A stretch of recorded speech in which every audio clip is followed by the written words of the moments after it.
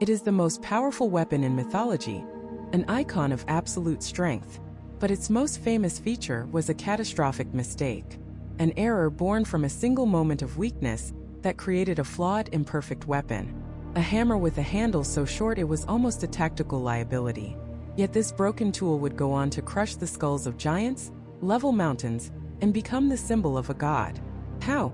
How did a blacksmith's blunder become the single most feared object in the 9 realms? The answer has been hiding in plain sight for 1,000 years, woven into the very fabric of the Norse sagas. It's a secret that has nothing to do with the hammer's weight or its power to summon lightning, but everything to do with a forgotten enchantment placed upon it at the moment of its creation. An enchantment that made its greatest weakness its most terrifying strength. And by the end of this journey, you will understand the true, hidden power of Mjolnir. To find that truth, we have to go back to a time of cosmic war, when the gods of Asgard were on the verge of annihilation. The 9 realms were locked in a brutal, endless conflict. In one corner, the Aesir, the pantheon of gods led by Odin, rulers of the shining city of Asgard, self-proclaimed guardians of order. In the other, the Jotnar, the frost giants of Jotunheim, beings of chaos, ice, and raw, untamed power. This wasn't a war of skirmishes, it was a war of extinction.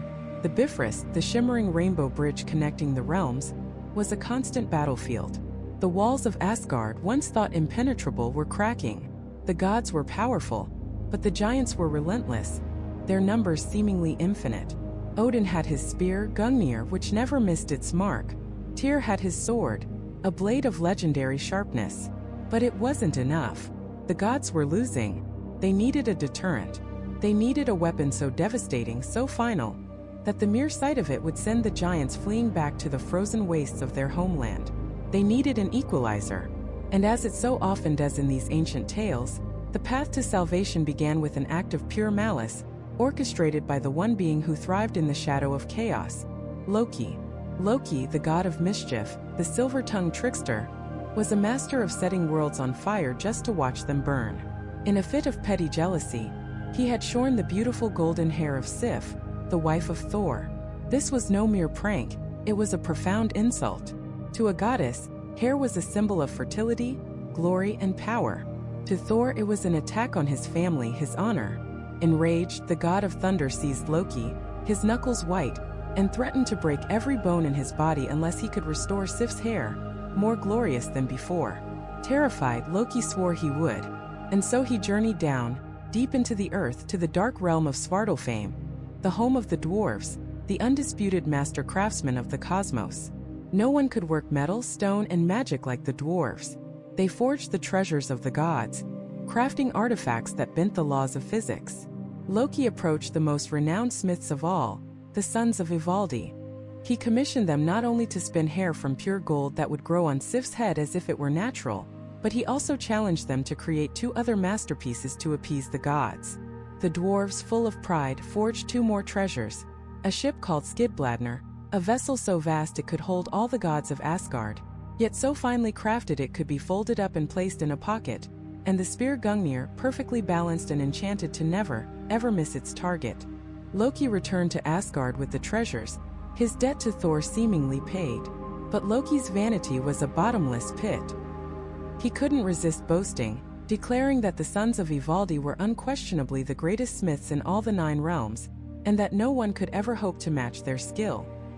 His words echoed through the halls of Asgard and down into the fiery caverns of Svartalfheim, where they reached the ears of 2 other dwarf brothers, Brokkr and Eitri. They were rivals of the sons of Ivaldi, and Loki's boast was a direct insult to their craft and their legacy. Brokkr, the more hot-headed of the 2, was incensed. He declared that he and his brother Eitri could forge 3 treasures that would far surpass the gifts of Ivaldi's sons. Loki, smelling an opportunity for more chaos, immediately turned this into a wager. A deadly one. Loki bet his own head that Brokkr and Eitri would fail. The stakes were set. The contest was on. The fate of the realms, though no one knew it yet, would be decided in the heat of a dwarven forge. Brokkr and his brother Eitri entered their workshop, the air thick with the smell of coal and hot metal. Eitri, the master smith, laid a pig's skin in the heart of the forge and instructed Brokkr to work the bellows, to pump the air that would breathe life into the fire. He gave him one critical command: Do not stop. No matter what happens, no matter what you feel, you must not stop pumping until I return and take what is in the hearth. Brokkr agreed. As Eitri left, Loki, ever the saboteur, transformed himself into a vicious fly. He landed on Brokkr's hand and stung him hard. Brokkr grunted in pain, but his grip never faltered. He kept pumping, his rhythm steady, his focus absolute. When Eitri returned, he pulled from the flames a magnificent boar with bristles of gleaming gold, an animal that could run across the sky and sea, its golden mane illuminating the darkest night. It was Gullinbursty, one treasure down. Next, Eitri placed a chunk of raw gold into the forge. Again, he commanded his brother not to stop pumping. The moment Eitri was gone, the fly returned. This time, Loki dove for Brokkr's neck, sinking its stinger deep into the dwarf's flesh. The pain was excruciating, a fire spreading through his veins. Yet Brokkr held fast. He did not stop. His arms burned, sweat poured down his face, but the rhythm of the bellows continued unbroken. Eitri returned and pulled from the forge a golden arm ring, Draupnir. It was an object of immense wealth, enchanted to drip 8 identical golden rings every 9th night. A king's ransom created in an instant. 2 treasures down. Now for the final piece, the masterpiece. Eitri placed a massive block of raw iron into the forge. The heat became unbearable, the very stone of the mountain glowing red. This, Eitri warned, his voice grave, is the most important of all. If you stop now, everything will be ruined. Brokkr nodded, his jaw set. Eitri left, and Loki, furious that his torments had failed, prepared for his final, most vicious assault. He flew directly at Brokkr's face, landing on his eyelid. He stung him with all his might, the venomous bite piercing the skin. Blood streamed from the wound, pouring into Brokkr's eye, blinding him completely. The pain was blinding, disorienting. For a single fatal second, the dwarf's concentration broke. He let go of the bellows with one hand to wipe the blood from his eye. It was only for a moment. A heartbeat. But in a cosmic forge, a heartbeat is an eternity. The rhythm of the fire faltered. The temperature dropped by a fraction of a degree. Brokkr quickly regained his grip and pumped with renewed fury, but the damage was done. When Eitri returned, he looked into the forge and his face fell. He pulled out the final creation. It was a hammer of immense power, its head radiating a terrifying energy. It was perfectly balanced, impossibly dense, a weapon made to shatter worlds. But it was flawed. Because of that single momentary lapse, the handle had not been fully formed. It was short, stunted. It was a mighty warhammer that could only be wielded with one hand. It was an imperfect, flawed masterpiece, and they had bet their lives on it. With the echoes of the forge still ringing in their ears, the 2 dwarven brothers, Brokkr and Eitri, journeyed from the dark heart of Nidavellir to the golden halls of Asgard. They carried with them 3 creations, 3 chances to save their own lives from the silver-tongued god who had goaded them into this impossible wager. Loki was already there, of course, standing before the thrones of Odin, Thor, and Freyr, a self-satisfied smirk playing on his lips. In his hands were the treasures he had commissioned from the sons of Ivaldi, and he presented them with a flourish. First, to Thor, he presented a cascade of shimmering golden hair, spun from pure light and finer than any silk. It was a replacement for the hair he had so maliciously shorn from Thor's wife, Sif. As it was placed upon her head, it immediately took root, growing as if it were her own, a river of sunlight. A fine gift, a worthy apology. Next, for Odin, the Allfather, Loki presented Gungnir, a spear of incredible craftsmanship. Its shaft was carved from the sacred wood of Yggdrasil, the world tree, and its tip was etched with runes of power. Loki declared that this spear would never miss its mark, a weapon fit for the king of the gods. And finally, for Freyr, god of the harvest and the summer sun, Loki unveiled Skidbladnir. At first, it appeared to be a simple folded piece of cloth, but as Freyr took it, it unfolded and unfolded and unfolded, until it became a magnificent longship, large enough to carry all the gods of Asgard and their steeds. And yet, Loki explained, it could be folded back down to fit in a pocket. It was a marvel of impossible engineering, a gift of unparalleled utility. The gods murmured in appreciation. Loki's gifts were truly magnificent. They were perfect, flawless, born of cunning and masterful skill. Loki bowed, his eyes glittering with triumph. He glanced over at Brock, who stood holding a simple, heavy sack. The smirk on Loki's face widened. How could these two grimy smiths possibly compete with such wonders? The bet was won. His head was safe. Then Brock stepped forward. His hands were calloused, his face smudged with soot, but his eyes burned with the fire of the forge. He was not a courtier like Loki. He was a maker, a creator, and he let his work speak for him. He reached into his sack and pulled out his first gift, presenting it to Freyr. It was a boar, but a boar unlike any other. Its bristles were not hair, but threads of pure, spun gold that glowed with an inner light, so bright it could turn the darkest night into day. "This is Gullinbursti," Brock announced, his voice a low rumble. "He can run faster than any horse, through the air or over the sea, and his light will guide your way." Freyr accepted the golden boar, his eyes wide with wonder. It was a creature of life and light, a worthy companion for the god of summer. Next, Brock turned to Odin. He reached into the sack and produced a single simple armring of solid gold. It was beautiful, but compared to the mighty spear Gungnir, it seemed plain. Loki nearly laughed aloud. A simple piece of jewelry? That was their answer to a weapon that could never miss? But Brock's voice cut through the silence. "This is Draupnir the Dripper," he said to Odin.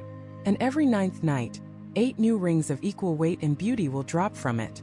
It is a ring of endless wealth, a source of boundless treasure for the halls of Asgard." Odin took the ring, feeling its immense weight and the potent magic thrumming within. A ring that created endless riches. The Allfather nodded slowly. This was a gift of immense power. Loki's smile faltered. He had not anticipated this. The dwarves' gifts were not just beautiful. They were potent, magical, legendary. The contest was closer than he had imagined, but he still held the trump card. What could they possibly have for Thor, the mightiest of the gods, that could outshine the other treasures? Finally, Brock reached into his sack one last time. He grunted with effort as he pulled out the final gift. It was not elegant. It was not beautiful. It was a heavy gray iron warhammer. Its head was a brutal block of metal, etched with crackling runes. And its handle was noticeably, undeniably short.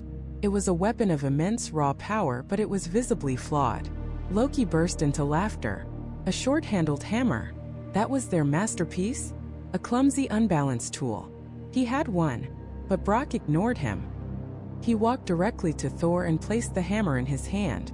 Thor's fingers wrapped around the leather-bound grip, and as he held it, he felt a connection, a surge of power that resonated with the storms in his own soul. "Felt right.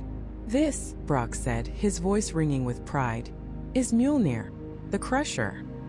He looked Thor directly in the eye. "It has certain properties. You may strike with it as hard as you wish, at whatever you wish, and the hammer will never fail, never shatter, never break. It is the most durable weapon ever forged," he continued, his voice growing stronger. "If you throw it, it will never miss its mark." He paused, letting the words sink in. A direct challenge to Loki's spear. "And after it has struck its target, it will always, without fail, return to your hand." A hush fell over the hall. A weapon that could not be broken. A weapon that could not miss. A weapon that always returned. "And one more thing," Brock added, a sly look in his eye. "Though its power is immense, it can shrink to a size so small that you may carry it tucked inside your tunic, hidden from your enemies." Thor swung the hammer. It was heavy, impossibly so, yet it felt perfectly balanced in his single hand. A low rumble of thunder echoed through the halls of Asgard, not from the sky, but from the hammer itself. He could feel the lightning contained within the iron, a caged storm waiting to be unleashed. The 3 gods, Odin, Thor, and Freyr, now had to render their judgment. They laid out all 6 gifts: the golden hair, the unsinkable ship, the unerring spear, the radiant boar, the endless ring, the unbreakable hammer. Odin spoke first. "The gifts are all magnificent. Loki, you have brought treasures of great worth to Asgard. The spear Gungnir and the ring Draupnir are worthy of the gods." Freyr nodded.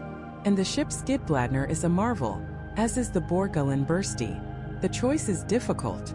All eyes turned to Thor. He looked at the perfect, flawless gifts commissioned by Loki.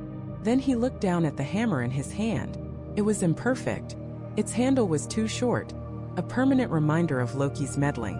It was a flaw born of mischief and distraction, and yet, "The spear is a great weapon for a single warrior," Thor boomed, his voice resonating with newfound power. "The ship is a great asset for travel, but Asgard has enemies. The frost giants of Jotunheim gather at our borders. They threaten the 9 realms. This hammer—" He held Mjolnir aloft and lightning crackled from its head, illuminating the hall. "This is more than a treasure. This is our defense. This is the weapon that will guard the gods and men from the forces of chaos. For all its power, its greatest gift is security. Despite its one flaw, Mjolnir is the greatest treasure ever forged." Odin and Freyr looked at one another, and then nodded in solemn agreement. The verdict was given. Brokkr and Eitri had won the bet. A deathly silence fell. Loki's face had gone pale. He had lost. He had bet his own head, and he had lost. Brokkr turned to him, a grim smile on his face, and drew a long, sharp knife. "Your head is mine, Loki," the dwarf growled. But Loki was a trickster to his very core. "Wait," he cried out. "You have won my head, that is true. The deal was for my head, and I will honor it. But you have no claim on my neck. You may take my head, but you may not cut my neck to do so." The gods, bound by the strict letter of their oaths, considered this. As frustrating as it was, Loki was technically correct. The wording of the bet had been specific. Brokkr stared, his face a mask of fury. He had been cheated of his ultimate prize by a twist of words. He could not take Loki's head, but he could still deliver his punishment. "If I cannot take his head," Brokkr snarled, "then I will at least silence the mouth that speaks such lies and trickery." Before Loki could react, the dwarf lunged. He seized the god, and with the help of his brother, held him fast. He took out a leather thong and a sharp awl. As the gods watched in stunned silence, Brokkr, the master craftsman, forced Loki's lips together and with grim satisfaction, stitched them shut. Loki's screams were muffled, his struggles in vain. The price for Mjolnir's flawed creation was paid not in blood, but in silence and humiliation. Thor now held the ultimate weapon, a hammer born of a wager, a flawed masterpiece that would become a legend. But its forging had also sown the seeds of a bitter, burning hatred in the heart of the god of mischief, a hatred that would one day have consequences for all of Asgard. Loki, ever the master of loopholes and silver-tongued escapes, had found his limit. He had wagered his own head, and lost. Standing before the gods and the triumphant dwarf Brokkr, he argued that the dwarf had claim to his head, yes, but not to his neck. He could not take one without harming the other. It was a clever, desperate ploy, and for a moment it seemed he might wriggle free once more. But Brokkr, filled with righteous fury, was not to be denied his prize entirely. If he could not take Loki's head, he would silence the source of his deceitful words. With Odin's begrudging consent, Brokkr took his brother Sindri's awl and a leather thong, and he did something that would forever scar the god of mischief, both inside and out. He pierced Loki's lips and stitched them shut. The scream of the trickster god was muffled by his own flesh, his agony a silent, writhing testament to a promise broken and a debt paid in blood and leather. For a time, Asgard was free from his whispered poisons and cunning lies, but in that enforced silence, Loki's hatred festered, growing into a malignant thing that would one day seek to unravel the very fabric of the 9 realms. While Loki nursed his mangled mouth and his burning grudge, the gods gathered to judge the treasures. Odin, the Allfather, sat upon his high throne, Hlidskjalf, his single eye taking in the marvels laid before him. First, the gifts from the sons of Ivaldi were presented. The golden hair for Sif, which took root and grew like natural hair the moment it touched her head. The incredible ship, Skidbladnir, which could be folded up and placed in a pocket, yet was large enough to hold all the gods of Asgard and would always find a favorable wind. And the deadly spear, Gungnir, which never missed its mark. The gods murmured in awe. These were treasures beyond compare. Then it was Brokkr's turn. He stepped forward, his short, stout form filled with a defiant pride. He first presented the golden-bristled boar, Gullinbursti, to the god Freyr. Its bristles glowed so brightly they could turn night into day, and it could run faster than any horse, through the air and over the sea. Next, he approached Odin himself and laid before him the golden arm ring, Draupnir. From this ring, every 9th night, 8 new rings of equal weight and beauty would drop, a source of endless wealth. The Allfather took the ring, his expression unreadable, but a deep respect in his gaze. Finally Brokkr turned to Thor. He held out the last of his creations. It was not a finely crafted spear, nor a ring of intricate gold. It was a hammer, short in the handle, heavy in the head. Its form was brutally simple, almost crude compared to the other gifts. It looked less like a king's treasure and more like a tool of pure, uncompromising destruction. Brokkr presented it to the god of thunder, and as Thor's hand closed around the leather-wrapped haft, something profound happened. It was not a simple transaction of an object from one hand to another. It was a connection, a circuit being completed. The latent power in Thor, the storm that brewed in his very soul, found its focus, its conduit. The air in the great hall crackled. The scent of ozone of a storm about to break filled the senses of every god present. Thor lifted the hammer, and it felt not heavy but perfectly balanced, an extension of his own arm, his own will. He felt the cosmic energies bound within the URU metal singing to the thunder in his blood. This was Mjolnir, and in that moment god and weapon became one. The gods were unanimous. Despite its one glaring flaw, the short handle, a direct result of Loki's meddling, Mjolnir was the greatest treasure of them all. It was the ultimate defense for Asgard against their eternal enemies, the frost giants of Jotunheim. Brokkr had won the wager. His craftsmanship had been proven superior, and as he collected his grim payment from Loki's lips, Thor was already beginning to understand the true nature of his new companion. The short handle was indeed a problem. To swing such a massively top-heavy weapon with only one hand required a strength that bordered on the impossible, even for the strongest of the Aesir. A lesser god might have been unable to wield it at all, the force of a single swing threatening to tear the arm from its socket. But Thor was not a lesser god, and the dwarves, in their wisdom, had foreseen this. They had crafted two other items, essential for the mastery of Mjolnir's flawed perfection. The first was a pair of iron gauntlets, Jarngrapr. When Thor donned these gloves, he could grip the hammer's short handle with absolute certainty, catching it after a throw and holding it firm no matter the force of the impact. The gloves didn't just protect his hands, they bonded him to the weapon, allowing him to channel his will into it without fear. The second item was a belt, Mjolnir, the belt of strength. When Thor fastened this belt around his waist, his already immense, godlike strength was instantly doubled. With the belt cinched tight and the iron gloves on his hands, the flaw of the short handle became irrelevant. He could now wield Mjolnir with devastating speed and precision, a one-handed engine of destruction that no shield could withstand and no armor could turn aside. The flawed masterpiece was now complete, its potential fully unlocked not by fixing the flaw, but by elevating the wielder to a level of power that simply overpowered it. And its power was legendary. Mjolnir was far more than just a heavy object to hit things with. It was imbued with enchantments that made it one of the most formidable artifacts in the cosmos. Thrown from Thor's hand, it would fly through the air like a thunderbolt, unerringly striking any target he willed it to, before magically returning to his grasp. This single property made him a ranged and melee combatant all at once, an unassailable fortress and an unstoppable missile. He could shatter the gates of a mountain fortress from a league away, and be ready to fight the garrison before the first stone had hit the ground. Furthermore, the hammer gave Thor dominion over the very elements that were his birthright. By striking it or by will alone, he could summon lightning from the heavens, directing bolts of pure energy to smite his foes.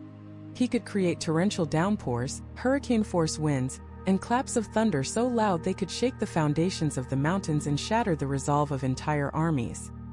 He was no longer just the god of thunder. He was the master of the storm, and Mjolnir was his scepter. It also possessed more subtle magic. The hammer could be magically shrunk down, small enough for Thor to tuck it away inside his tunic, hidden from sight. A humble appearance that concealed the power to level cities. It was this combination of raw, untamable power and deep, intricate magic that set Mjolnir apart. It was a smith's tool, a warrior's weapon, and a king's symbol all in one. Asgard now possessed its ultimate deterrent. The giants of Jotunheim, who had for centuries tested the borders and harassed the realms protected by the Aesir, now had something to truly fear. The tales of Mjolnir spread like wildfire through the 9 realms. It was said that the sound of its impact was the thunder we hear in our own world. It was known as the Bane of Giants, the Crusher of Skulls. For the people of Midgard, the mortals who looked to the skies in awe and fear, Thor and his hammer became a symbol of protection, of order against chaos, of strength used in the defense of the weak. But for a weapon to gain a legend, it must first be tested in the crucible of war. And Mjolnir's first true test would not be long in coming. Across the frozen plains and jagged peaks of Jotunheim, the giants heard the thunder rolling from Asgard not as a natural phenomenon, but as a declaration, a challenge. And their king, the fearsome Thor, was not one to let a challenge go unanswered. The age of Mjolnir had begun, but its story would be written not in the forges of dwarves or the halls of gods, but in the blood and ice of the battlefield. The message arrived in Asgard not with the crash of thunder, but with a chilling silence. A single frost-rimed raven, its eyes like chips of blue ice, delivered the terms. It spoke with the voice of Hum, king of the Jotunheim, a voice that grated like glaciers grinding stone. Mjolnir was his, and it would be returned for a price. One price: the hand of the goddess Freya in marriage. The silence that followed was heavier than any mountain. It was a silence of disbelief, of outrage, of a dawning terrible reality. The protector of the 9 realms had been disarmed. The ultimate weapon was in the hands of their most ancient and bitter enemy. And then the silence broke. A roar of pure, unadulterated fury ripped through the golden halls of Asgard. It was Thor. His knuckles were white, his beard bristled with raw lightning, and his eyes, usually the color of a summer sky, were now the churning gray of a maelstrom. This wasn't just theft, it was a profound violation. It was as if Thor had reached into his very chest and torn out his heart. He bellowed for his war chariot, for his iron gloves, for a path to Jotunheim so he could tear Thor's frozen kingdom apart, stone by frozen stone, until he found his hammer. He would soak the snows of that cursed land in the black blood of giants. But a hand on his shoulder stopped him. Odin, the All-Father's one. I saw not just the immediate insult, but the intricate, deadly web that was being woven. A direct assault on Jotunheim was exactly what Thor wanted. It would be a war on the giants' terms, in their own land, a land of biting cold and treacherous terrain where their size and strength gave them every advantage. And Asgard would be fighting without its greatest deterrent. Without Mjolnir, a full-scale war was suicide. The Bifrost Bridge would shatter under the weight of the giants' assault. The walls of Asgard would fall, and the golden age of the Aesir would end in a winter of blood and ruin. Odin's voice was low, but it cut through Thor's rage like a shard of ice. "Your fury is a storm, my son," he said, "and a storm spends itself upon the rocks. We must be the water that flows around the rock, that finds the cracks, that wears it down to sand." So the gods convened in the great hall of Gladsheim. The greatest minds and strongest arms of Asgard gathered, their faces grim. Freya herself was there, her beauty a mask for a will of iron. When she heard Thor's demand, her fury matched Thor's. The very air around her shimmered with rage. She swore that if any god so much as suggested she marry that monstrous king of ice and rock, she would personally unleash a magic so terrible it would unmake the foundations of their city. Her necklace, the legendary Brisingamen, pulsed with a dangerous light. The message was clear. She was not a prize to be bartered. The debate raged. Gods proposed plans, each more desperate than the last. Trickery, bargaining, a stealth mission to steal the hammer back. But every plan had a fatal flaw. Thor was not a fool. He would have the hammer guarded, likely by his most powerful warriors, in the deepest, most frozen hall of his fortress. He would be expecting an attack. He would be waiting. Hours turned into a day, and hope began to curdle into despair. Asgard, the shining city, the pinnacle of the 9 realms, was paralyzed. Humbled, beaten not by a sword but by a single audacious theft. It was then that a new voice spoke, a voice that always seemed to find its moment in the shadows of doubt. Heimdall, the ever-watchful guardian of the Bifrost, whose eyes could see a blade of grass grow and whose ears could hear the wool on a sheep's back, stepped forward. He was not a god of war or of trickery, but of foresight. He saw the threads of fate, and the one he proposed was so outlandish, so utterly insane, that the hall fell silent once more. "There is only one way," Heimdall said, his gaze fixed on Thor. "We must give Thor what he asks for. We must send him his bride." Before Freya could unleash her promised wrath, Heimdall raised a hand. "Not Freya," he clarified. "We will dress Thor as the bride. We will wrap him in the finest wedding gown, place Freya's own necklace around his neck, and cover his face with a veil. He will go to Jotunheim as Freyja, and once he is inside the hall, Once the hammer is brought forth for the wedding ceremony, he will take it back. The silence that followed was of a different kind. It was a silence of pure dumbfounded shock. The gods stared from Heimdall to Thor, their minds struggling to even process the image. Thor the Thunderer. Thor the Giant Slayer. Thor the epitome of masculine strength and martial pride. In a wedding dress. Thor himself looked as if Heimdall had struck him with a bolt of his own lightning. His face went from red with rage to pale with disbelief. He opened his mouth, but no sound came out. The very idea was a poison, an acid that burned away at his identity. He looked down at his calloused hands, hands that had crushed the skulls of trolls and monsters, and imagined them holding a bridal bouquet. He thought of his thick, powerful arms, his muscular chest, his beard that crackled with divine energy, all of it hidden beneath silks and veils. Finally, he found his voice, and it was a low, dangerous growl. No, it was a single word, but it carried the weight of an avalanche. You would have me go to our enemies as a woman? You would have me endure their mockery, their laughter? The other gods would call me unmanly for the rest of eternity. I would be a joke, a disgrace. I will not do it. I would rather fight all of Jotunheim single-handed. The hall erupted in argument.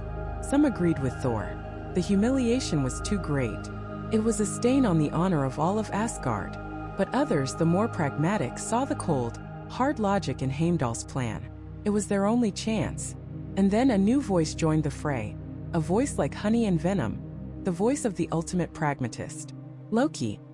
He had been standing in the shadows, a smirk playing on his lips, enjoying the chaos as he always did. "Oh, calm your thunderous heart, Thor," Loki said, gliding into the center of the room. He circled Thor like a wolf. "Think for a moment. What is more unmanly? To wear a dress for a day to save us all? Or to sit here powerless, while the giants sharpen their axes and prepare to march on Asgard because its great champion lost his hammer?" Loki's words were barbs, and they found their mark. He leaned in closer, his voice dropping to a conspiratorial whisper that everyone could hear. "Without Mjolnir, Thor, you are just a very strong man. But with it, you are the god of thunder. Without Mjolnir, Asgard's walls are just pretty stone. With it, they are an impenetrable fortress. If the giants attack now, they will win. They will tear down our halls, they will enslave our people, and they will drag Freya to Thrum's bed whether she wills it or not. Your pride," Loki hissed, "is not worth the price of our entire world." The truth of Loki's words settled over the hall like a funeral shroud. He was right. Every god there knew it. The fate of their civilization rested on this one humiliating act. All eyes turned to Thor. The weight of the 9 realms pressed down on his shoulders. He looked at Odin, who merely nodded, his face a mask of grim necessity. He looked at Freya, whose defiant eyes now held a flicker of desperate pleading. He looked at his fellow gods, his friends, his family, their faces a mixture of pity and expectation. His rage was gone, replaced by a cold, heavy resignation. He was trapped.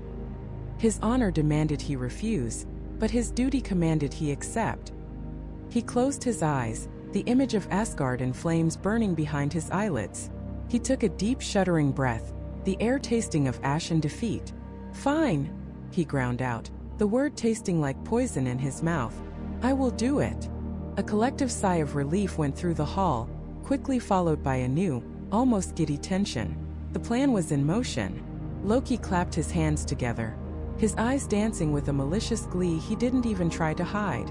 "Excellent," he declared. "A bride needs a handmaiden, of course.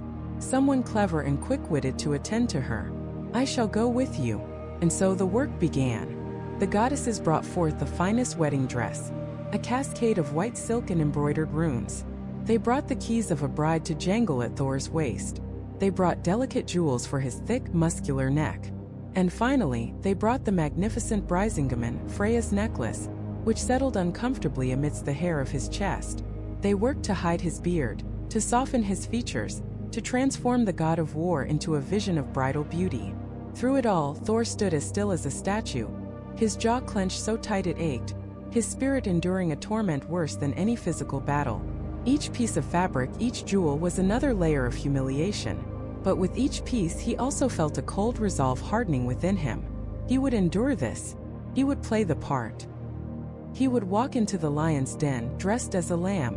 And when the moment came when Turum the giant king let his guard down, he would unleash a storm of vengeance so terrible that the bards of Jotunheim would sing of it in fear for 1,000 years. The god of thunder was going to a wedding. The chariot, drawn by his 2 thunderous goats, Tangrasnir and Tangjoster, had never felt so small, so confining. Every clatter of their hooves on the Bifrost bridge, every shimmer of the rainbow path beneath them, felt like a note in a song of mockery. Thor, son of Odin, sat rigid, his colossal frame squeezed into a wedding dress, the fine silks and intricate embroidery, a cage of utter humiliation. A heavy veil obscured his face, hiding his bristling red beard and the storm brewing in his eyes. Beside him, Loki, a picture of demure grace in the guise of a handmaiden, hummed a soft tune, a glint of pure, unadulterated amusement in his eyes that Thor could feel even without seeing. The trickster had outdone himself. The disguise was flawless. The necklaces, the rings, the delicate girdle. Every detail was perfect, and every detail was an insult. Thor's hands, calloused and scarred from 1,000 battles, were clenched into fists so tight his knuckles were white mountains under the fine linen. He wasn't just angry. He was a vessel of pure, distilled rage, contained only by the thinnest veneer of a desperate plan.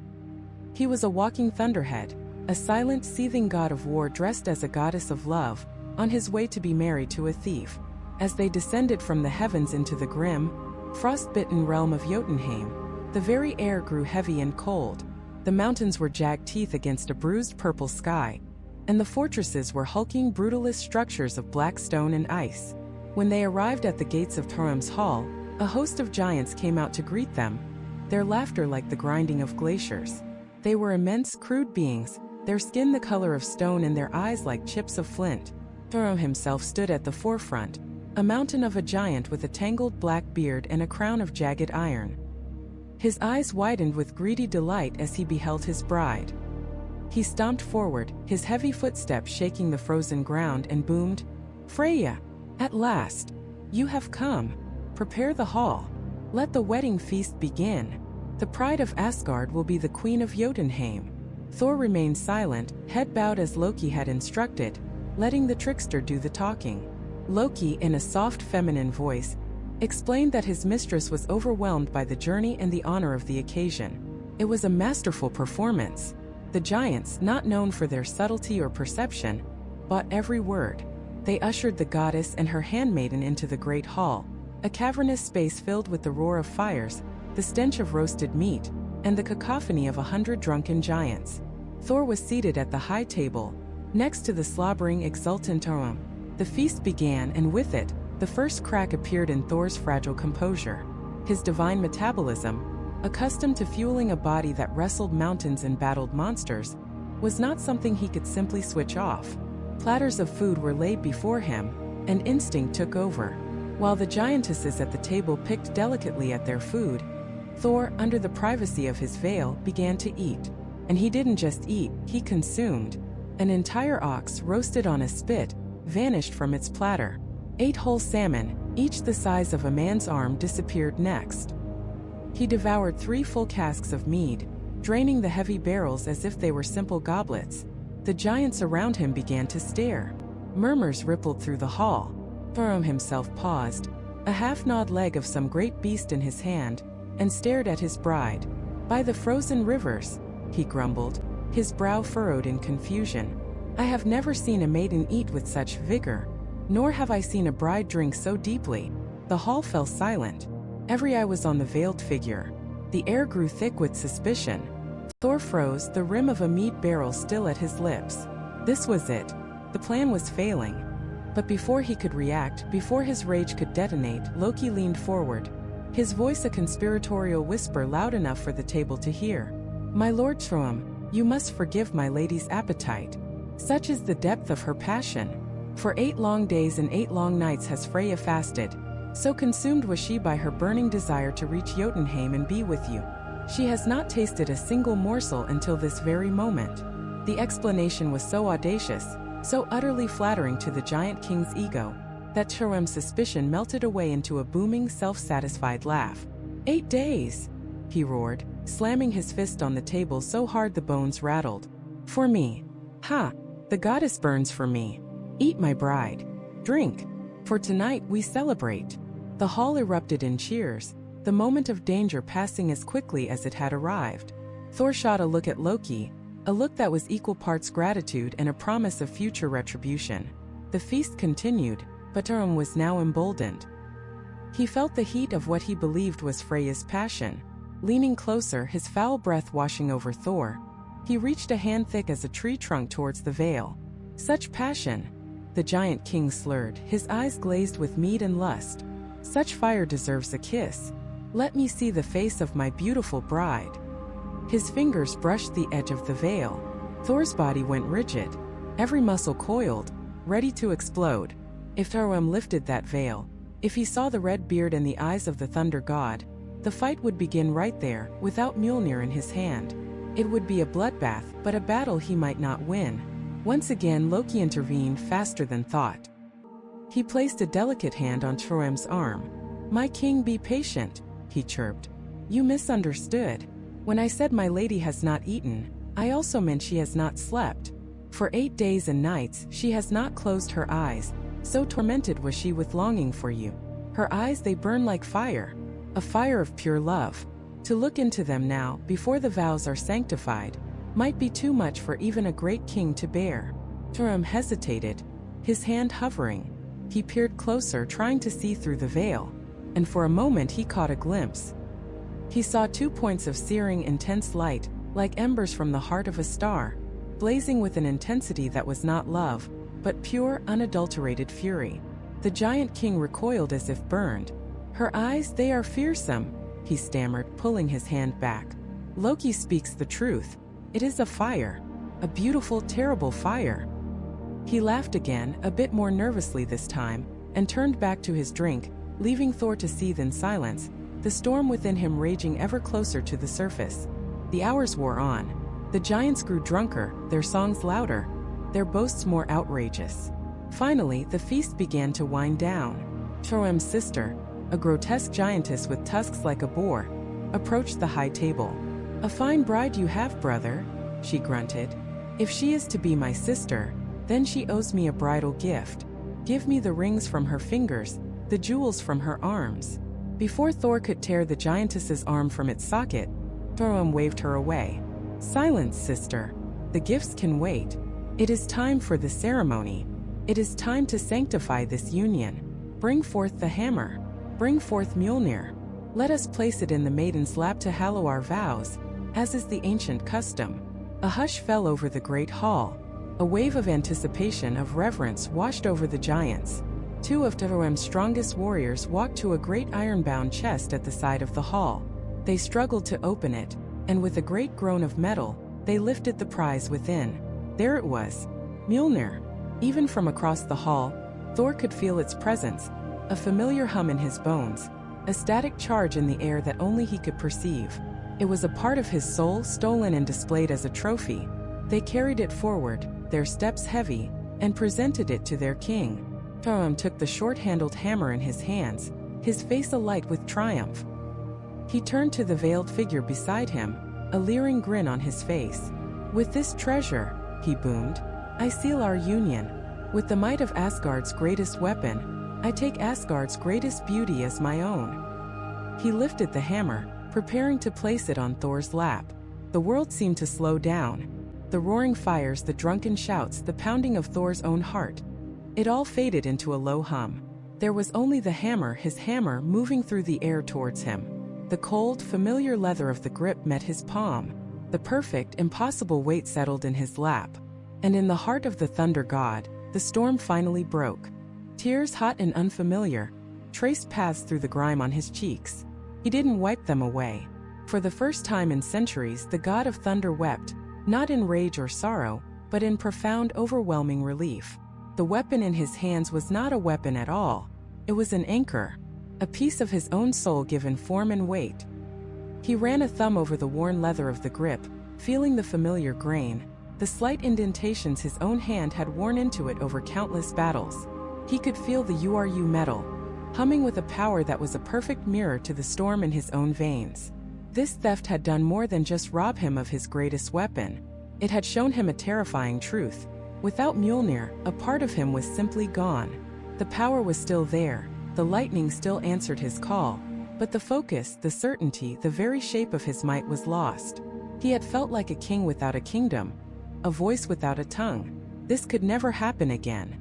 The thought was not a vow made in anger, but a cold, hard realization forged in the terror of his loss. It wasn't enough to get Mjolnir back.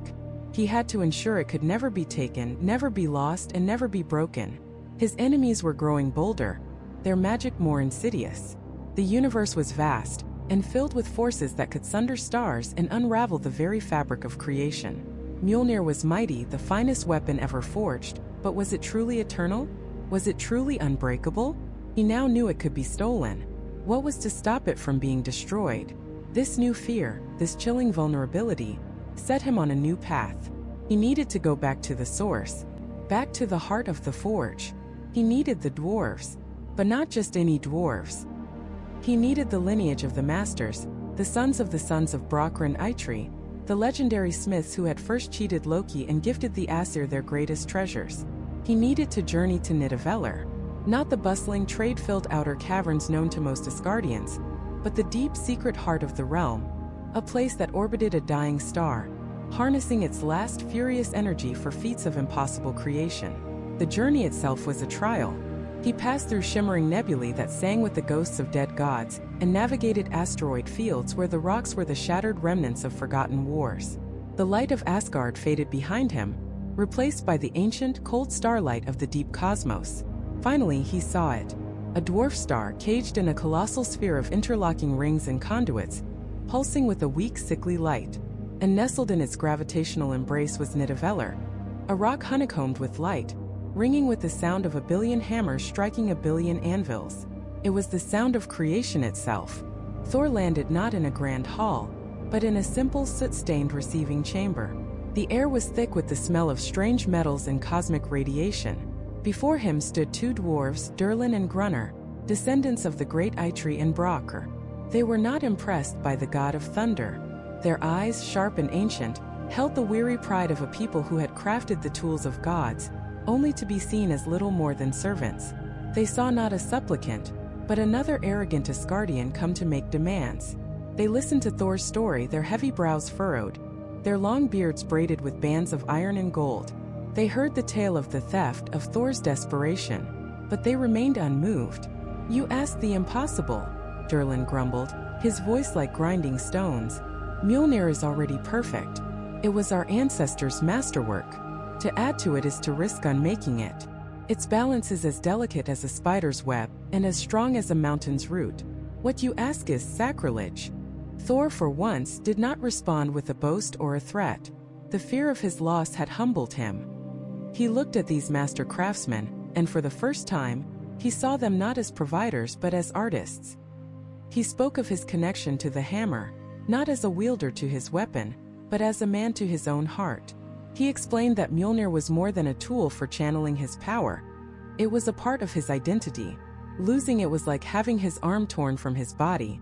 He wasn't asking them to make it more destructive. He was asking them to protect a piece of himself. "Help me make it so that it can never be turned against my people," he pleaded. "Help me make it so that it can never be wielded by the hands of evil." His sincerity, his raw vulnerability, finally broke through their hardened cynicism. Grunner, the quieter of the two, stroked his beard, a flicker of understanding in his eyes. "There is a way," he said slowly, "but it is not a magic of metal or stone. It is a magic of spirit, of intent, of worth." The dwarves explained their idea.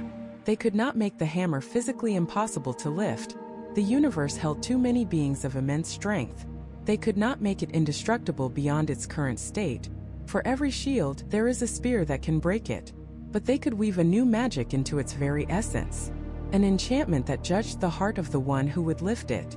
A spell that would bind the hammer not just to Thor's hand, but to his very character. They would need a catalyst of immense power, a will strong enough to impose a moral absolute onto an inanimate object. They would need the All-Father. Odin was summoned, not as a king commanding his subjects, but as a father aiding his son. He arrived in the great forge of Nidavellir, the heat of the dying star washing over him. He saw the truth in Thor's quest, the wisdom in the dwarves' solution. This would not just protect the hammer, it would forever test its wielder.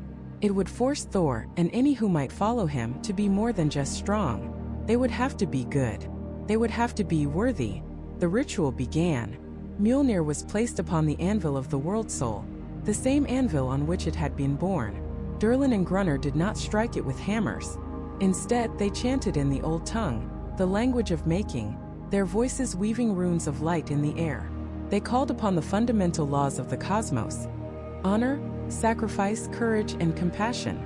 They were not adding metal but meaning. Then Odin stepped forward.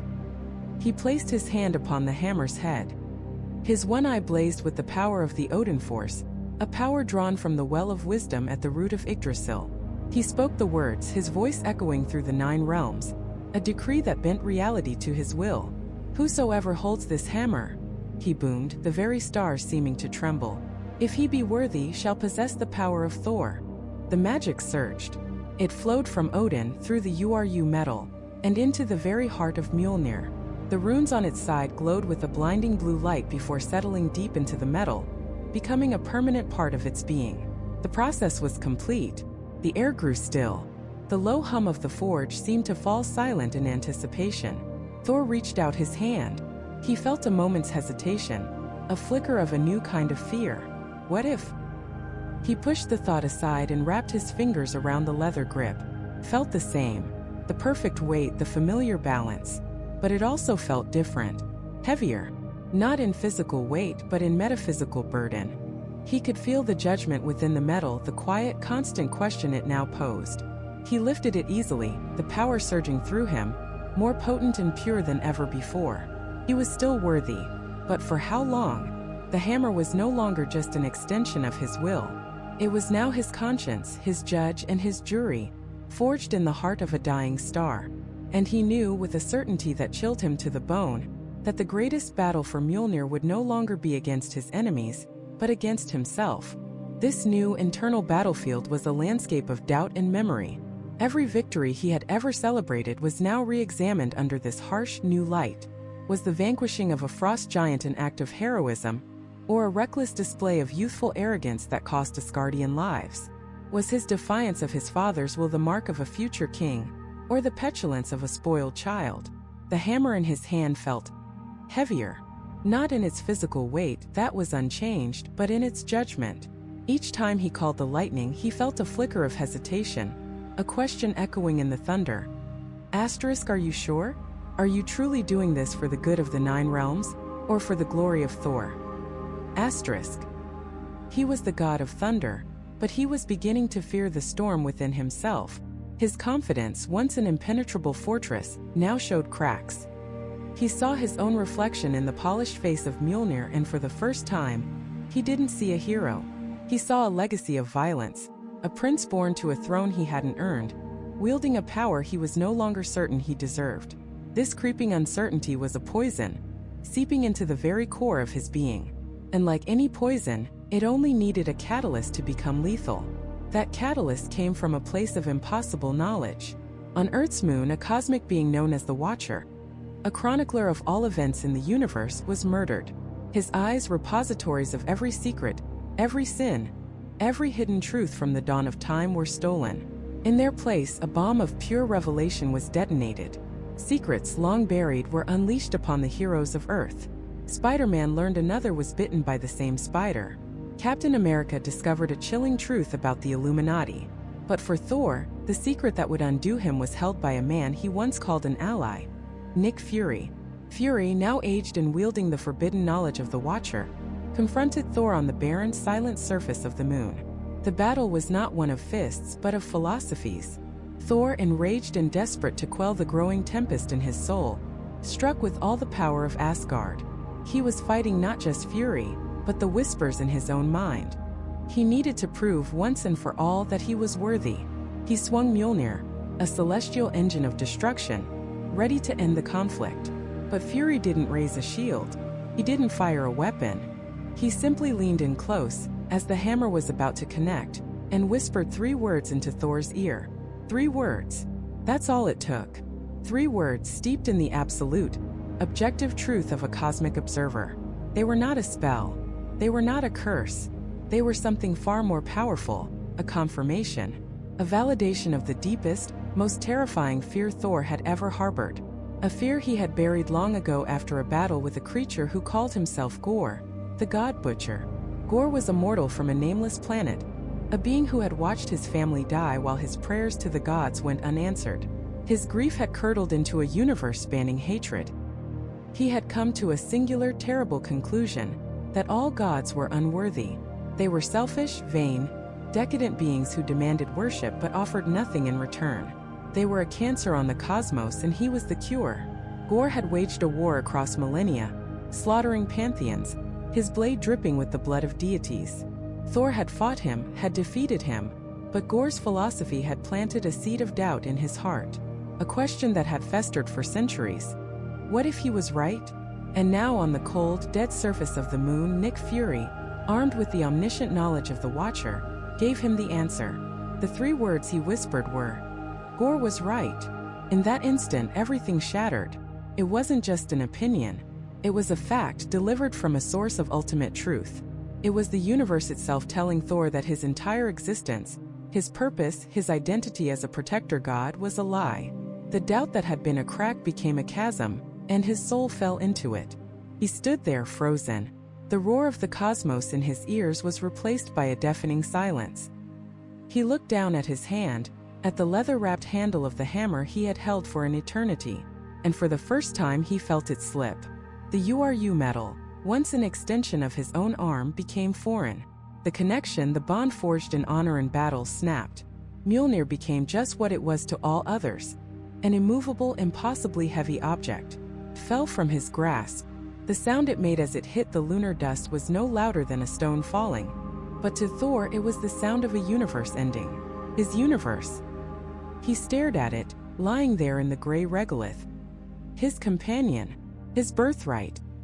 He reached for it, his fingers trembling, but he could no more lift it than he could lift the moon itself. The enchantment, once his greatest ally, was now his eternal jailer. It had judged him, and it had found him unworthy. He was no longer Thor, god of thunder. The power, the name, the very essence of his being was tied to that hammer, and the hammer now rejected him. He was left with only the name he was born with. He was Odinson, a son, a prince, a warrior, but not a god. Not anymore. He was broken. Not by a blow from a frost giant or a blast from a celestial. He was broken by a truth. Mjolnir lay on the moon, a silent monument to his failure. For weeks it remained there. News of the god of thunder's fall spread across the 9 realms. Many came to try their luck. Arrogant villains and noble heroes alike made the journey, each believing they possessed the character to claim the ultimate prize. Each of them failed. Even Odin, the All-Father, the one who spoke the original enchantment, traveled to the moon. He stood before the hammer, his one eye filled with a sorrowful understanding. He reached for it, and could not move it. The magic was absolute. It answered to no king, not even its creator. It answered only to worthiness. And so it waited, a silent sentinel in the void, until one day another figure approached. Not a god, not a king, not a super soldier. It was a woman, a mortal woman from Earth. Her steps were slow, deliberate, weakened by a battle she was fighting within her own body. A battle against the cancer that was consuming her. Her name was Jane Foster. She had been Thor's love, a brilliant scientist who had shown him the wonders of humanity. Now she was drawn to the moon by a call she didn't understand, a whisper from the hammer itself. She stood before it, this impossible artifact of the gods, and felt not intimidation but a connection. She saw the inscription carved into its side, the ancient rune she had studied long ago. Whosoever holds this hammer, if he be worthy, shall possess the power of Thor. She reached out a trembling hand, a hand that doctors told her was growing weaker by the day. She placed it on the cold URU handle, and as her fingers closed around it, the ancient runes began to glow with an inner fire. The letters shifted, the language of the Allfather reconfiguring itself, not to change the rule, but to clarify its true, timeless intent. The word he shimmered and reformed. The inscription now read, "Whosoever holds this hammer, if she be worthy, shall possess the power of Thor." And with a grace that defied her mortal frailty, she lifted it. Lightning, silent and brilliant, erupted from the hammer. wrapping around her, transforming her. The desolate lunar landscape was illuminated by the birth of a new god. The hammer had not been abandoned, it had simply been waiting for a warrior who understood sacrifice, a hero who fought not for glory, but for every single precious breath. Mjolnir had a new name to answer to, and the universe would tremble when it was spoken. Jane Foster, a brilliant astrophysicist, a mortal woman who had stared into the heart of creation and loved a god, and now she was dying. Cancer, that most insidious and earthly of monsters, was consuming her from within. Chemotherapy ravaged her body, a desperate, painful battle for every last moment. On Asgard, the fallen Odinson, no longer Thor, felt a presence touch the hammer he could no longer lift, a whisper on the cosmic winds. And on Earth, Jane Foster heard a call. It was the voice of Mjolnir. It had been left on the moon, a silent monument to a fallen ideal. But now it called to her. Compelled by a force she didn't understand, she traveled to the desolate lunar surface. There it lay, inert, impossibly heavy. She reached out a frail, trembling hand, and the moment her fingers brushed against the cold URU metal, the universe held its breath. Lightning, pure and primal, erupted from the hammer. It surged into her, not as a destructive force, but as a wave of unimaginable life. The cancer, the weakness, the pain, it all vanished, replaced by the vigor of a god. The inscription on the hammer glowed with new purpose, its words shifting, reconfiguring reality itself. Whosoever holds this hammer, if a sin be worthy, shall possess the power of Thor. She was no longer just Jane Foster. She was the goddess of thunder, the mighty Thor. But why? Why her? Why now? To understand this, we must go back to the moment Odinson fell. It wasn't a battle he lost or a villain he failed to defeat.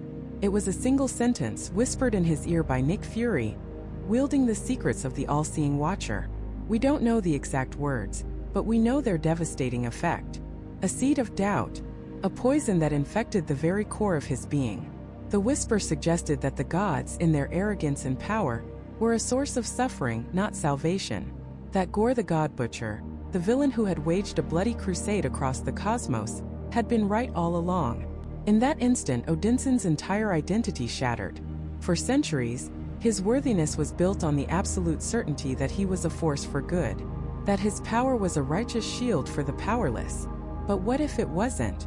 What if he was part of the problem? That sliver of doubt, that single question was all it took.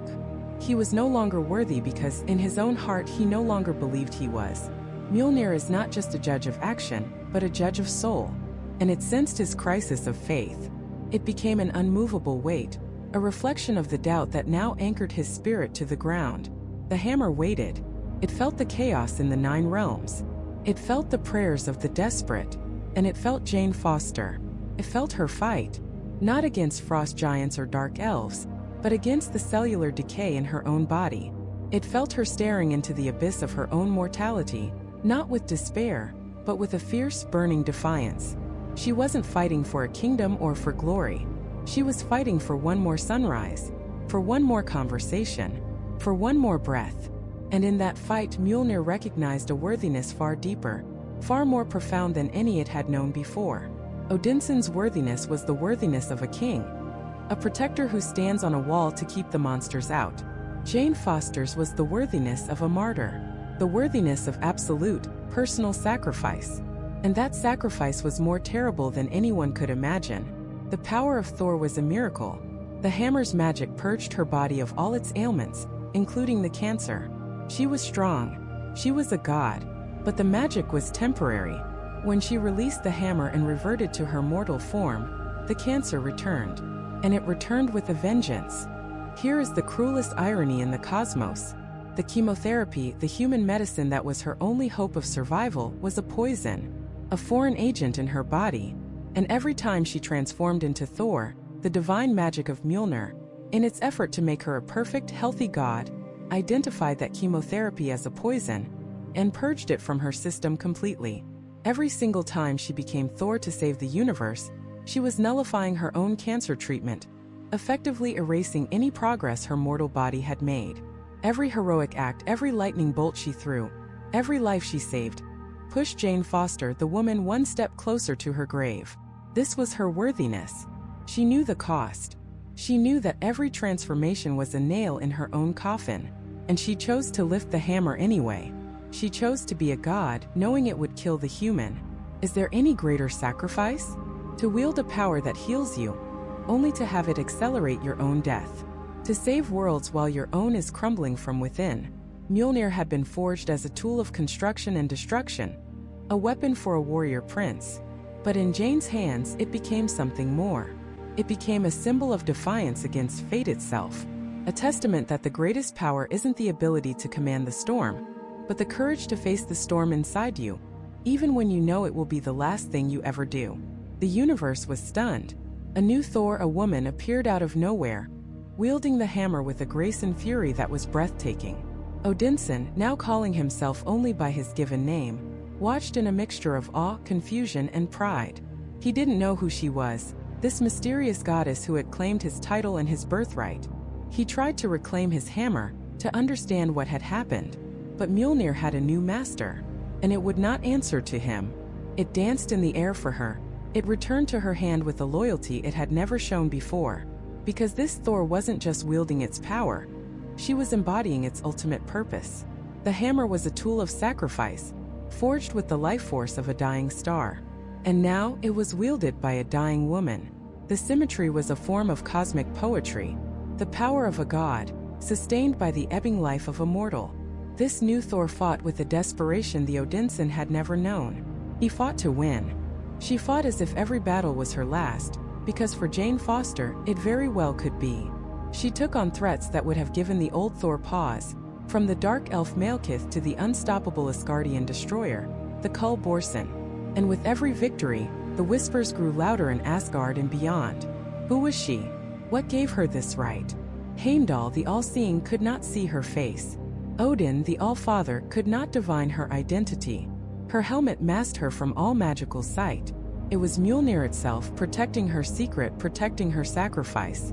It knew that if her identity were revealed, her enemies would target the fragile, dying woman, not the invincible goddess. The hammer had become more than a weapon. It was a guardian. It had found someone who didn't just lift it, but who understood its heart. A heart born in the fires of a celestial death. But a secret so great cannot be kept forever. And a price so steep must eventually be paid in full. The constant transformations were taking their toll. As Thor, she was a radiant sun. As Jane, she was a flickering candle, growing dimmer and dimmer. The heroes of Earth, the gods of Asgard, they all saw the power of the new Thor. But only she felt the true, devastating cost. She was saving the universe at the expense of her own. And the day was fast approaching when she would have to make a final terrible choice, to live her last few days as Jane Foster, or to die as the mighty Thor. That choice would be forced upon her sooner than she could have ever imagined. Across the cosmos, a shadow was falling.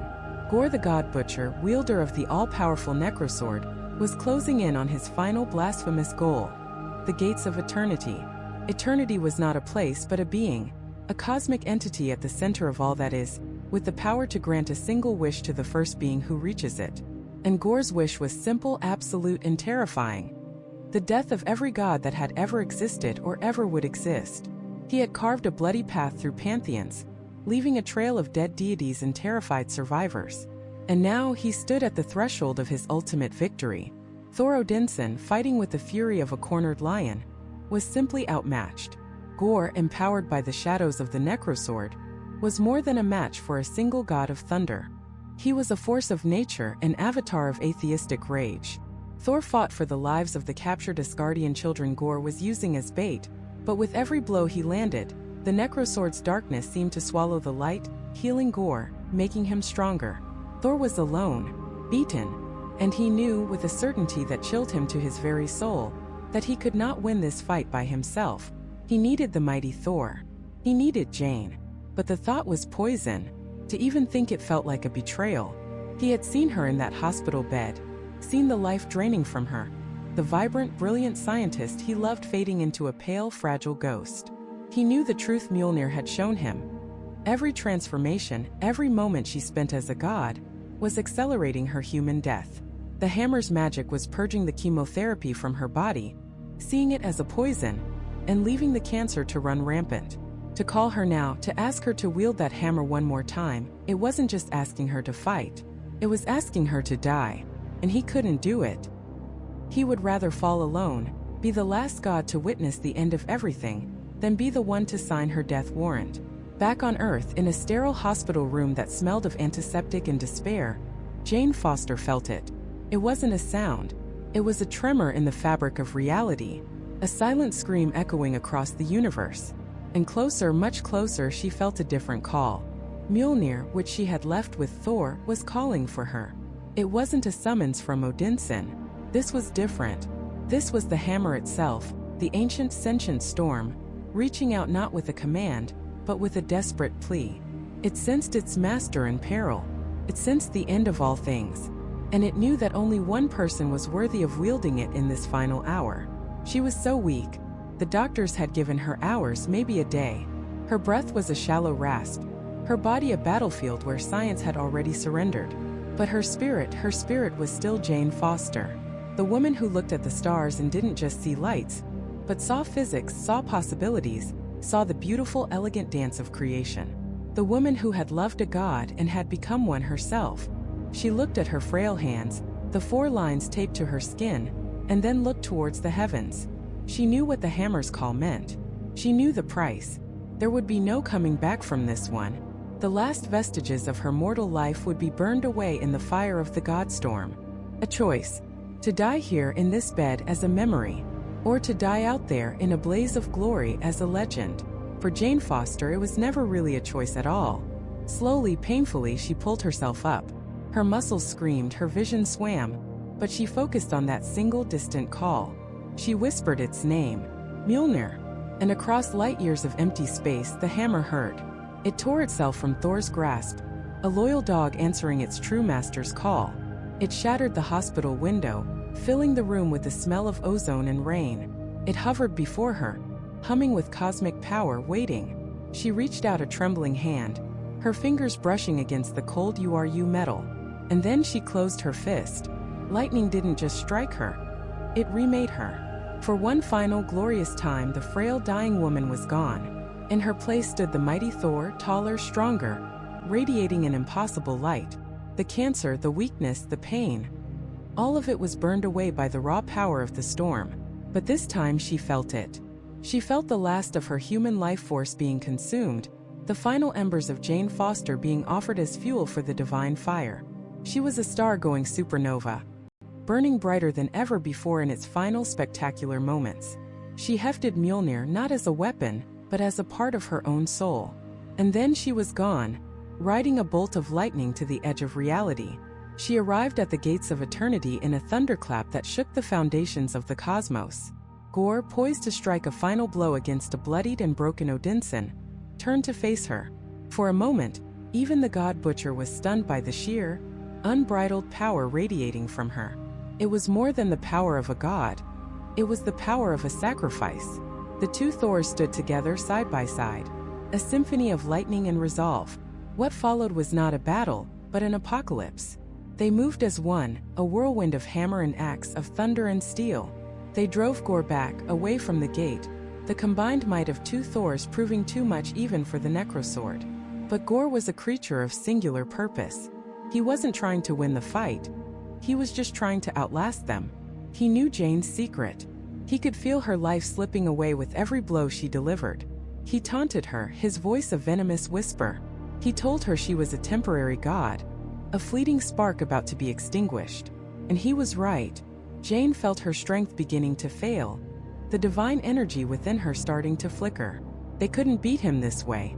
As long as he held the necrosword, he was darkness incarnate, and he would eventually consume their light. It was then that she understood.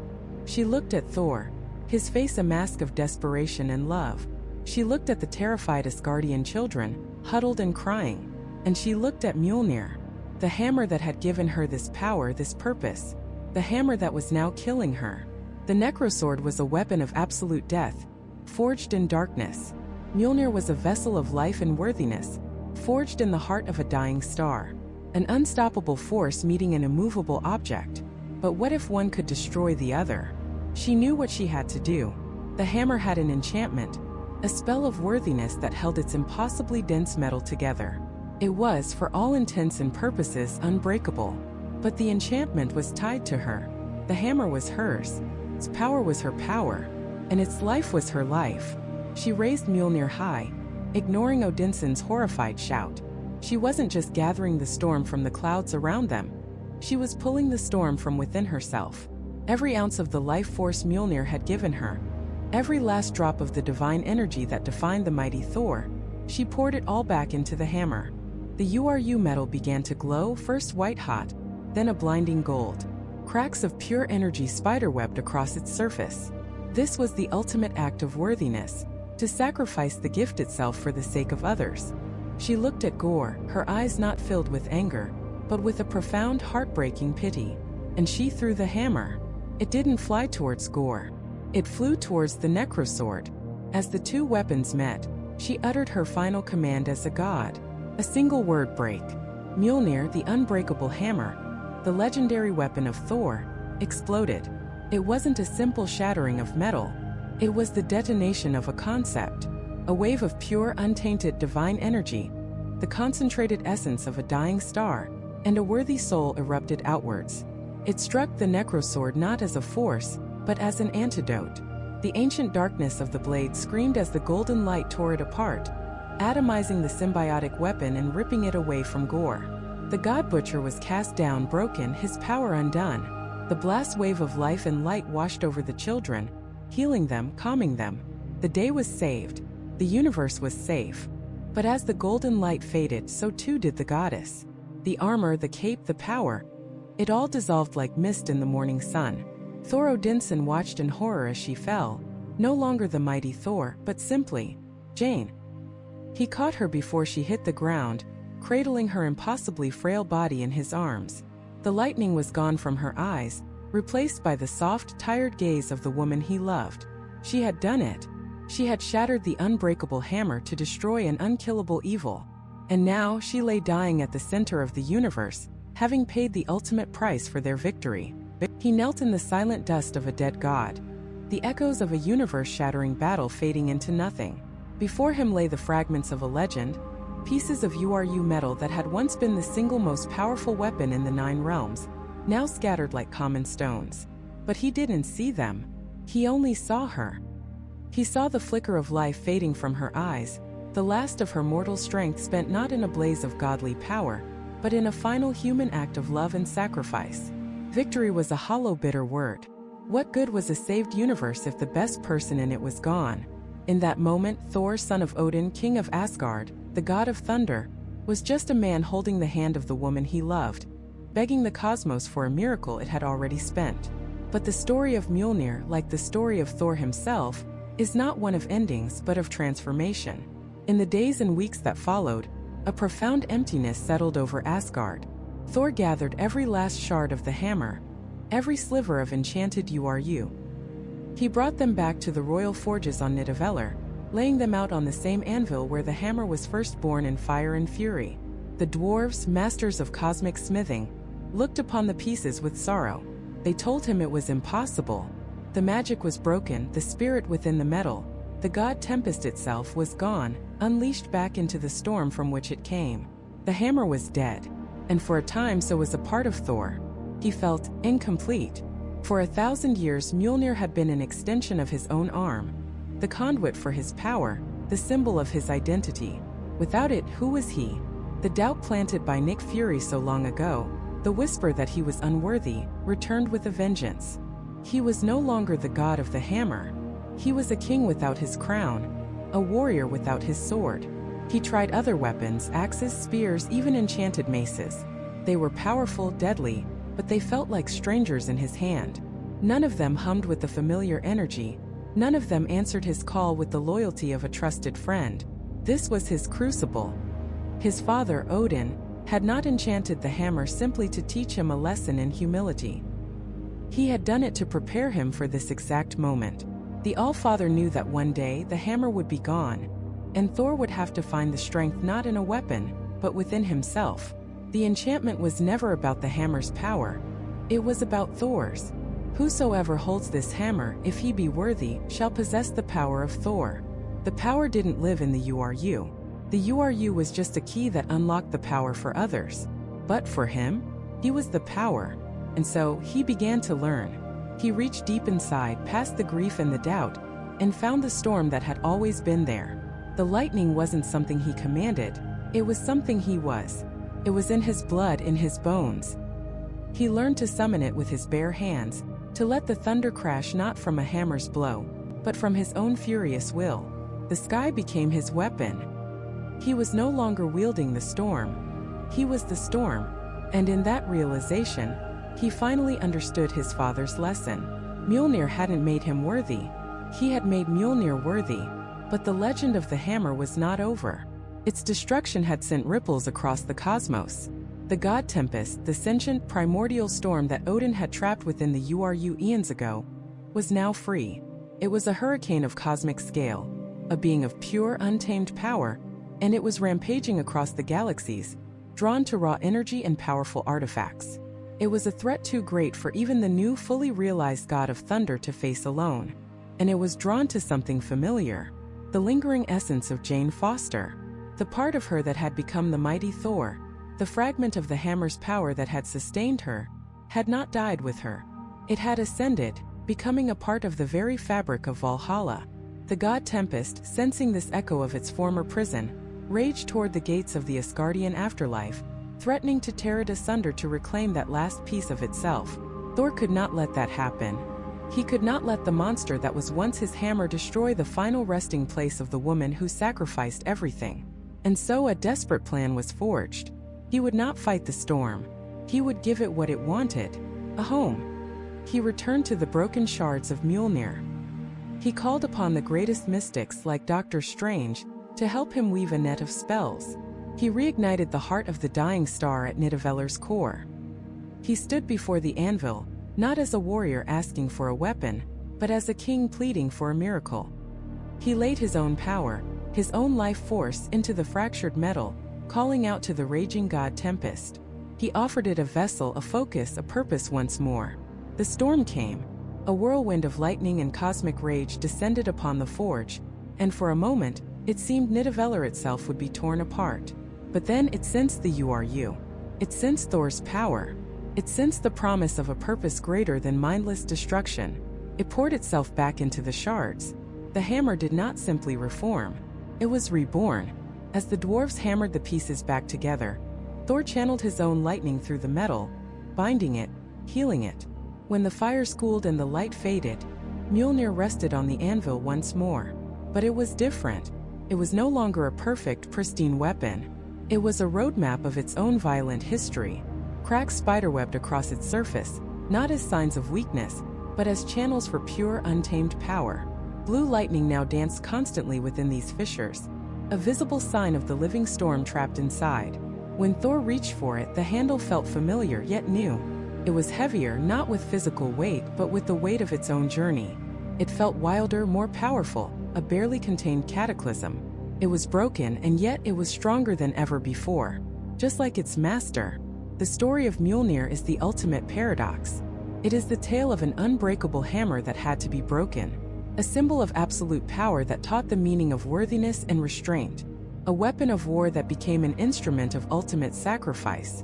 It was forged in the heart of a star to be a king's tool, but it became a hero's standard. It was lost, found, wielded by gods, soldiers, and mortals. It was destroyed to save the universe, and reborn from grief and love. In the end, Mjolnir was never just a hammer. It was a question posed by a father to his son, and to the universe itself.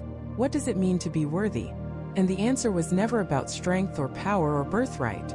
It was about the willingness to stand for those who cannot, the courage to face impossible odds, and the heart to sacrifice everything you are for what you believe in. The hammer is a legend, but the worthiness, that is eternal.